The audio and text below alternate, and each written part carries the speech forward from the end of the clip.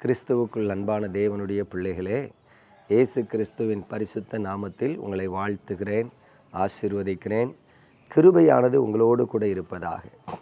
பாருங்கள், அப்போஸ்தலர் நடபடிக்கையின் புஸ்தகம் 4ஆம் அதிகாரம் முதல் 2 வசனம் சொல்லுகிறது, அவர்கள் ஜனங்களுடனே பேசி கொண்டிருக்கையில் ஆசாரியர்களும் தேவாலயத்து சேனை தலைவனும் சதுசேயரும் அவர்களிடத்தில் வந்து, அவர்கள் ஜனங்களுக்கு உபதேசிக்கிறதினாலும் இயேசுவை முன்னிட்டு மரித்தோரிலிருந்து உயிர்த்தெழுதலை பிரசங்கிக்கிறதினாலும் சினம் கொண்டு.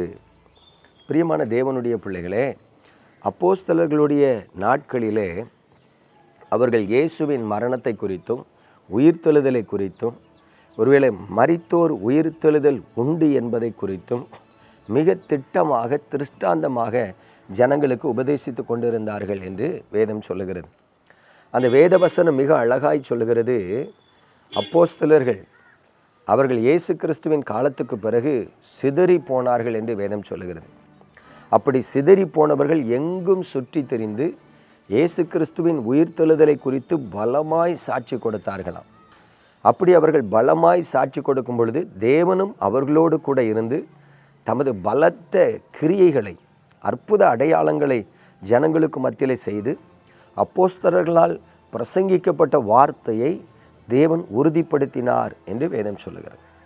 இப்பொழுது கவனித்து பாருங்கள், இதுவரைக்கு மரித்தோர் உயிர்த்தெழுதல் உண்டு என்பதை குறித்து அறியாமல் இருந்த ஜனங்களுக்குள்ளே மரித்தோர் உயிர்த்தெழுதல் உண்டு, மனிதர்களுடைய வாழ்க்கை மரணத்தோடு முடிவதில்லை, மரணத்துக்கு பிறகும் ஒரு வாழ்க்கை இருக்கிறது, அந்த உயிர்த்தெழுதலில் பங்கடைகிறவர்கள் பாக்கியவான்கள், அவர்கள் பரலோகத்தில் தேவனோடு கூட தேவதூதர்களைப் போல இருப்பார்கள் என்று சொல்லி ஜனங்களுக்கு உபதேசிக்கிறார்கள்.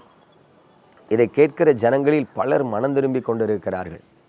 இப்படி மரித்தோர் உயிர்த்தெழுதலை குறித்து அப்போஸ்தலர்கள் பலமாக பிரசங்கிக்கிறதை கண்டு ஆசாரியர்கள், சதுசேயர்கள், வேதபாரகர்கள் அவர்கள் மீது சினம் கொண்டு அவர்களை பிடித்து கொண்டு போய் சிறைச்சாலையில் போட்டு அடித்தார்கள் என்று வேதம் சொல்லுகிறார்.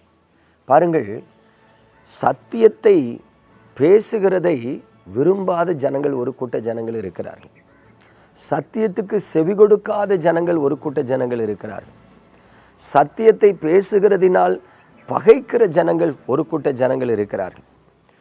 ஊழியர்களுக்கு ஊழியத்தின் ஆரம்ப காலம் முதல் இன்றைக்கு வரைக்கு எதிர்ப்புகளும் ஒருவேளை விரோதங்களும் உண்டாய் கொண்டிருக்கிறதை பரிசுத்த வேதாகமும் நமக்கு திட்டமாய் போதிக்கிறது.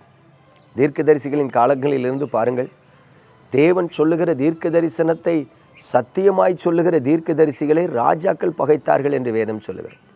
அவர்களில் சிலரை கொன்று போட்டார்கள், சிறைச்சாலையில் போட்டார்கள், ஒருவேளை வேதனையாய் நடத்தினார்கள் என்றும் வேதம் நமக்கு போதிக்கிறது. எனக்கு அன்பான தேவனுடைய பிள்ளைகளே, இந்த நாட்களில் ஒருவேளை உங்களுடைய இருதயம் எப்படி இருக்கிறது என்பதை பாருங்கள். மனிதர்களாகிய நாம் பல பாவங்களை செய்கிறோம். ஆண்டவரை விட்டு, அவருடைய வசனத்தை விட்டு சில நேரத்தில் நாம் வழிவிலகி போகிறோம். அப்படி வழிவிலகி போகும் பொழுது, ஆலய ஆராதனைக்கு செல்லும் பொழுது அங்கே வருகிற தேவ மனிதர்கள் மூலமாய் சில நேரத்தில் நமக்கு எச்சரிப்பின் வார்த்தை வருகிறது, மனம் திரும்புதலின் வார்த்தை வருகிறது, கடிந்து கொள்ளுதலின் வார்த்தை வருகிறது. அப்படி எச்சரிப்பின் வார்த்தைகள் வரும்பொழுது ஒரு கூட்ட ஜனங்கள் அழுது தங்களை தாழ்த்தி மனஸ்தாபப்பட்டு தேவனுக்கென்று ஒப்பு கொடுத்து மனம் திரும்புகிறார்கள். ஆமாம், நான் பாவம் செஞ்சுருக்கேன்ல, அப்போ தேவ கோபம் வரதானே செய்யும். உண்மையாய் அந்த வார்த்தையை ஏற்றுக்கொண்டு மனம் திரும்புகிற ஜனங்கள் ஒரு கூட்டம் இருக்கிறார். ஒரு கூட்ட ஜனங்கள் விசனம் அடைகிறார்கள். நல்ல வார்த்தை எவ்வளவோ இருக்கும் பொழுது ஏன் இப்படி சபிக்கிறாரு, ஏன் இப்படி கோபப்படுறாரு, ஏன் இப்படி கடிந்து கொள்ளுகிறாரு, ஆறுதலான வார்த்தை பேசலாமே, ஆசீர்வாதமான வார்த்தை பேசலாமே. பிரியமானவர்களே, தேவன் உங்களோடு என்ன வார்த்தை பேசணும்னு நீங்கள் தீர்மானிக்கக்கூடாது. தேவனால் அனுப்பப்பட்ட ஊழியர்கள் தேவனுடைய வார்த்தை பேசுகிறார்கள், அதை புரிந்து கொள்ளணும். நீங்கள் கீழே உட்கார்ந்து கர்த்தருடைய வார்த்தையை கேட்குறவங்க, உங்களுக்கு பிரசங்கிக்கிறவர் நல்ல வார்த்தையை தான் பேசணும்னு நீங்கள் நினைக்கக்கூடாது. அது தப்பான காரியம். இன்றைக்கு அநேகம் சபைகள் சீரழிந்து போகிறதுக்கு காரணம், இந்த சபை கமிட்டின்னு ஒரு கூட்டம் இருப்பான். அவங்க என்ன பண்ணுவாங்க தெரியுமா, கோயம்புத்தூர்லேருந்து, மெட்ராஸ்லேருந்து, பாண்டிச்சேரியிலேருந்து, பெங்களூர்லேருந்து, வெளியூர்லேருந்து ஊழியக்காரங்களை கொண்டு வந்து பிரசங்கிச்சாதான் அவங்களுக்கு திருப்தியாக இருக்கும். உள்ளூரில் இருந்து சத்தியத்தை போதிக்கிறவங்கள காது கொடுத்து கேட்க மாட்டான். ஊழியக்காரங்களையும் அற்பமாக நினைப்பான். இவன் தானே, இவனை கூப்பிடணுமா, இவரை கூப்பிடணுமா, அவரை கூப்பிட்டா கடிந்து கொள்ளுவார். நல்லா தெரிந்து கொள்ளுங்க, பிரம்பும் கடிந்து கொள்ளுதலும் தான் ஒரு மனிதனை நீதியின் பாதையில் நடத்தும். பள்ளிக்கூடங்களில் படிக்கிற காலங்களில் எந்த ஆசிரியர் கண்டிப்புள்ளவராக தண்டிக்கிறவராக இருந்தாரோ அவர் தான் நல்ல பாடம் நடத்தினார். பள்ளிக்கூடத்தில் படிக்கிற காலங்களில் எனக்கு சில ஆசிரியர்களை தெரியும். பசங்களை விட்டு கேண்டீனில் சம்சா வாங்கிட்டு வர சொல்லி பசங்களோடு சேர்ந்து சம்சா சாப்பிட்டுட்டு இருப்பார். பசங்களுக்கு அந்த வாத்தியாரை ரொம்ப பிடிக்கும். அவர் பாடமே நடத்த மாட்டார்.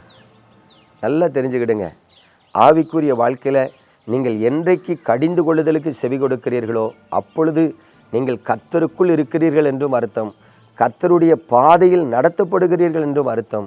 அப்பொழுது உங்களுக்கும் உங்கள் ஆத்துமாவுக்கும் அது நன்மையை உண்டாக்கும்.